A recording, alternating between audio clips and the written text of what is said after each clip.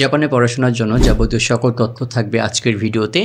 এখানে আপনার জাপানের সেরা 30টা প্রোগ্রাম, জাপানের সেরা 10টা বিশ্ববিদ্যালয় এবং সেই সকল বিশ্ববিদ্যালয়ে পড়াশোনার জন্য যাবতীয় ভর্তির জন্য যোগ্যতা, কী কী ডকুমেন্টস প্রয়োজন হয়, এই সকল বিশ্ববিদ্যালয়ে টিউশন ফি কেমন, কী ভালো স্কলারশিপ রয়েছে এবং এই সকল বিশ্ববিদ্যালয়ে কখন অ্যাপ্লিকেশনটা চলে, পাশাপাশি এই সকল বিশ্ববিদ্যালয়ে পড়াশোনা করাকালীন আন্তর্জাতিক শিক্ষার্থী হিসেবে আপনাদের কেমন খরচ হতে পারে প্রতি মাসে, এই সকল ব্যাপার নিয়ে আজকের এই ভিডিওতে কথা বলার চেষ্টা করব। তাহলে চলুন আর বেশি কথা বলা চলে যাবো একদম মূল ভিডিওতে। প্রথমে আমরা জানবো যে জাপানে কোন ধরনের প্রোগ্রামে আন্তর্জাতিক শিক্ষার্থীরা বেশি পড়াশোনা করে বা বেশি পছন্দ করে। এখানে আমরা 30টা প্রোগ্রাম সম্পর্কে কথা বলবো। এখানে রয়েছে mechanical engineering, robotics, computer science, artificial intelligence, business administration, international relations, biotechnology, medicine, environmental science, architecture, economic, psychology, Japanese language and literature, physics, chemistry, renewable energy, data science, civil engineering, film and media studies, fine arts, industrial design, nanotechnology, law, journalism, tourism and hospitality management, agricultural science, information technology, public policy, education, marine biology. এখানে যে 30টা programme সম্পর্কে বললাম, এর মানে এটা না যে আপনারা এই 30টা প্রোগ্রামে পড়াশোনা করতে পারবেন। এর মধ্যে আরও বিভিন্ন প্রোগ্রাম রয়েছে, এটা ছাড়াও বিভিন্ন প্রোগ্রাম রয়েছে। আপনার পছন্দ অনুযায়ী এবং আপনার ব্যাকগ্রাউন্ড অনুযায়ী আশা করি আপনারা এখানে প্রোগ্রাম পেয়ে যাবেন। এবার আসা যাক জাপানের সেরা 10টা বিশ্ববিদ্যালয় সম্পর্কে।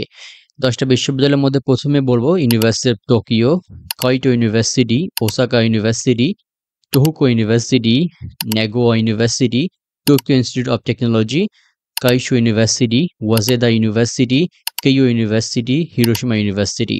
হয়তো এখানে জাপানিজ নামের সাথে আমার স্পেলিং কিছুটা ভুল হইতে পারে বা উচ্চারণ ভুল হইতে পারে। আপনাদেরকে আমি অবশ্যই ভিডিওতে ব্যাপারগুলো দেখিয়ে দিয়েছি। সেখান থেকে আপনারা গুগল থেকে বা ইউনিভার্সিটির মেইন ওয়েবসাইট থেকে আপনারা তথ্য নিতে পারবেন এই বিশ্ববিদ্যালয়ের।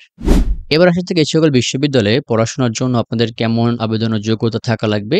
প্রথমে আমরা জিপিএর দিকে আসি। এখানে জিপিএর ক্ষেত্রে 4 এর স্কেলে আপনার 3 প্রয়োজন হবে এবং আপনার যদি ব্যাচেলরের কথা চিন্তা করেন তাহলে ব্যাচেলরে আপনার 4.50 হইলে জিপিএ 5 এর মধ্যে আশা করি আপনারা মিনিমাম রিকোয়ারমেন্ট ফুলফিল করতে পারবেন। ইংরেজি ভাষার দক্ষতা এখানে প্রয়োজন হবে। এখানে যে ইংরেজি প্রোগ্রামগুলো আছে, যে সকল প্রোগ্রাম আপনাকে ইংরেজিতে পড়ানো হবে তার মধ্যে এরা আইএলটিএস গ্রহণ করে। এখানে আপনার আইএলটিএস স্কোর সাধারণত 6 থেকে 7 এর মধ্যে হয়ে থাকে। তবে যদি আপনার 6.5 থাকে অর্থাৎ মিডিয়াম পর্যায়ে থাকে তাহলে আপনি একটা সেফ জোনে থাকবেন। এবং টোফেল স্কোর এখানে 80 থেকে 100 এর মধ্যে প্রয়োজন হয়, যেগুলো ইংরেজি ভাষায় পড়াশোনা করানো হয় যে সকল প্রোগ্রামে। এবং যে সকল প্রোগ্রাম জাপানিজ ভাষা পড়াশোনা করানো হয় সেক্ষেত্রে জাপানিজ ভাষা আপনাকে প্রয়োজন হবে। এক্ষেত্রে আপনার স্কোরটা N2 অথবা N1 এর মধ্যে হইতে হবে। এছাড়া কিছু প্রোগ্রাম বিশেষ করে ব্যাচেলর প্রোগ্রামের জন্য আপনার SAT বা SET এই স্কোর প্রয়োজন হবে। এছাড়া কিছু পোস্ট গ্রাজুয়েট প্রোগ্রামের জন্য আপনার GRE প্রয়োজন হইতে পারে। এটা আপনার ইউনিভার্সিটি এবং প্রোগ্রাম ভেদে হচ্ছে অনেকটা ভ্যারি করে। এবার আসা যাক জাপানিজ ইউনিভার্সিটিগুলোতে টিউশন ফি সম্পর্কে। এখানে যে সকল পাবলিক ইউনিভার্সিটি রয়েছে, যেগুলো ন্যাশনাল এবং লোকাল গভর্নমেন্ট দ্বারা পরিচালিত হয়, তার মধ্যে ব্যাচেলর প্রোগ্রামের ক্ষেত্রে এখানে প্রতি বছর $4,800 মতো প্রয়োজন হয় টিউশন ফি বাবদ। পোস্ট গ্রাজুয়েট বা মাস্টার্স পিএইচডির জন্য আপনার প্রতি বছর $4,800 প্রয়োজন হয়। তবে এখানে আপনাকে ওয়ান টাইম একটা অ্যাপ্লিকেশন ফি দিতে হবে, যেটা হচ্ছে $2,500 মতো। এবং যে সকল প্রাইভেট ইউনিভার্সিটি রয়েছে সেজন্য আপনার ব্যাচেলর প্রোগ্রামে হিউম্যানিটিজ সোশ্যাল সায়েন্সের ক্ষেত্রে প্রতি বছর $7,800 থেকে $10,800 পর্যন্ত প্রয়োজন হতে পারে। সায়েন্স এবং ইঞ্জিনিয়ারিং রিলেটেড প্রোগ্রামের ক্ষেত্রে ব্যাচেলরের ক্ষেত্রে আপনার এখানে $10,800 থেকে $14,400 প্রয়োজন হতে পারে। এবং পোস্ট গ্রাজুয়েট বা মাস্টার্স পিএইচডির জন্য আপনার এখানে $8,100 থেকে $13,500 প্রতি বছর প্রয়োজন হতে পারে। তবে আপনারা যদি মেডিকেল প্রোগ্রামে যাইতে চান, বিশেষ করে এমবিবিএস এবং ডেন্টাল যে প্রোগ্রামগুলো রয়েছে, সেক্ষেত্রে আপনার টিউশন ফি অনেকটা বেশি। এক্ষেত্রে প্রতি বছর আপনার $18,000 থেকে $54,000 পর্যন্ত প্রয়োজন হতে পারে। এবং এখানে আপনাকে একটা অ্যাডমিশন ফি দিতে হবে ওয়ান টাইম, যেটা $1,800 থেকে $2,700 মতো। এছাড়াও জাপানে কিছু স্পেশালাইজড বা ভোকেশনাল স্কুল রয়েছে। সেক্ষেত্রে পড়াশোনার ক্ষেত্রে প্রতি বছর আপনাকে $5,400 থেকে $12,600 প্রয়োজন হতে পারে। এবং ল্যাঙ্গুয়েজ স্কুল রয়েছে, জাপানিজ ভাষা শিক্ষা দেওয়া হয়। সেক্ষেত্রে আপনার প্রতি বছর $5,400 থেকে $7,650 প্রয়োজন হবে। এবার আসা যাক যে কি ডকুমেন্টস প্রয়োজন হয় এখানে অ্যাপ্লাই করতে সকল বিশ্ববিদ্যালয়ে। একটা অ্যাপ্লিকেশন ফর্ম ফিল আপ করতে হবে, যেখানে যাবতীয় পার্সোনাল, প্রফেশনাল, একাডেমিক ইনফরমেশন দিয়ে ফিল আপ করতে হবে। আপনার আগের পড়াশোনার একাডেমিক ট্রান্সক্রিপ্টগুলোর প্রয়োজন হবে। ইংরেজি ভাষার দক্ষতার প্রয়োজন হবে। যদি আপনি জাপানিজ প্রোগ্রামে যান, যে সকল প্রোগ্রামে জাপানিজ ভাষায় আপনাকে পড়ানো হবে, সেক্ষেত্রে আপনার জাপানিজ ভাষা দক্ষতার প্রমাণ প্রয়োজন হবে। এবং যদি অন্য কোনো টেস্ট স্কোর থাকে এসএটি, এসিটি বা জিআরই সেক্ষেত্রে সেই স্কোরটার প্রয়োজন হবে। প্রয়োজন হবে স্টেটমেন্ট অফ পারপাস বা মোটিভেশন লেটার, মানে কেন আপনি প্রোগ্রামটাতে যাচ্ছেন, এই ইউনিভার্সিটি কেন আপনি চুজ করছেন, আপনার মোটিভটা এক্সপ্লেন করবেন। প্রয়োজন হবে রিকমেন্ডেশন লেটার, এখানে একাধিক রিকমেন্ডেশন লেটার প্রয়োজন হবে। আপনি আপনার ইউনিভার্সিটির প্রফেসরদের কাছ থেকে এটা নিতে পারবেন।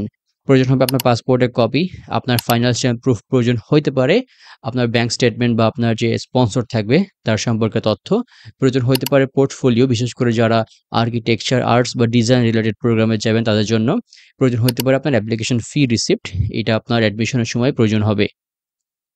এবার কথা বলা যাক জাপানের সেরা স্কলারশিপগুলো নিয়ে।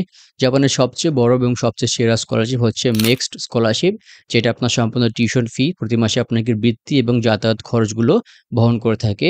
রয়েছে জ্যাসো স্কলারশিপ, যেটা আপনাকে প্রতি মাসে একটা অ্যামাউন্ট দেবে, যেটার মাধ্যমে আপনারা প্রতি মাসের যে থাকা খাওয়ার ব্যাপারটা এটা আপনারা মিলিয়ে নিতে পারবেন।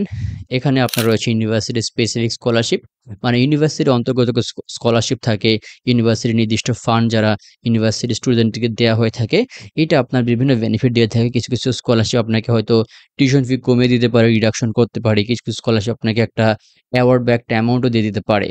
এখানে রয়েছে রোটারি ইউনামা স্কলারশিপ, এটা আপনাকে লিভিং এবং টিউশন ফির উপরে কিছু সাপোর্ট করবে।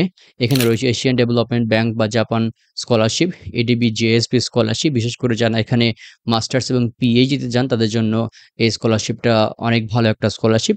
এছাড়াও জাপানের ইউনিভার্সিটি স্কলারশিপ এবং অন্যান্য বিভিন্ন স্কলারশিপ রয়েছে, যেগুলো সম্পর্কে আপনারা আমাদের ইউটিউব চ্যানেল জাপানের যে প্লে লিস্ট আছে সেখান থেকে আপনারা আরও তথ্য পেয়ে যাবেন। এবার কথা বলা যাক জাপানের এই সকল বিশ্ববিদ্যালয়ে কখন অ্যাপ্লিকেশন করা হয়। এখানে সাধারণত ২ টা ইনটেক রয়েছে। একটা হচ্ছে ফল ইনটেক, যেটার অ্যাপ্লিকেশন চলে ফেব্রুয়ারি থেকে মে এর মধ্যে। রয়েছে স্প্রিং ইনটেক, যেটার অ্যাপ্লিকেশন চলে সেপ্টেম্বর থেকে নভেম্বরের মধ্যে। এবার আসা যাক জাপানে পড়াশোনা করতে হলে আন্তর্জাতিক শিক্ষার্থীদের কেমন খরচ হয় বসবাসের জন্য। এখানে ভাড়া বাবদ প্রতি মাসে আপনার $২৭০ থেকে $৭২০ মতো খরচ হইতে পারে। খাদ্যর জন্য প্রতি মাসে আপনার $২২৫ থেকে $৪৫০ খরচ হইতে পারে। আপনার যানবাহনের জন্য প্রতি মাসে বা যাতায়াতের জন্য প্রতি মাসে $৪৫ থেকে $৯০ খরচ হইতে পারে। বিভিন্ন বিল বাবদ আপনার এখানে $৬৩ থেকে $৯০ খরচ হইতে পারে এবং আপনার বিভিন্ন আনুষঙ্গিক খরচ, পার্সোনাল খরচ, বিনোদন এগুলোর জন্য প্রতি মাসে $৯০ থেকে $১৫০ ধরে রাখতে পারেন। তো সব মিলে যদি আমরা চিন্তা করি জাপানের প্রতি মাসে আপনার $৬৯৩ থেকে $১৫০০ পর্যন্ত খরচ হয়। এটা আসলে ডিপেন্ড করে আপনার নিজের উপরে, আপনি কেমন লাইফস্টাইল লিড করবেন এটার উপরে।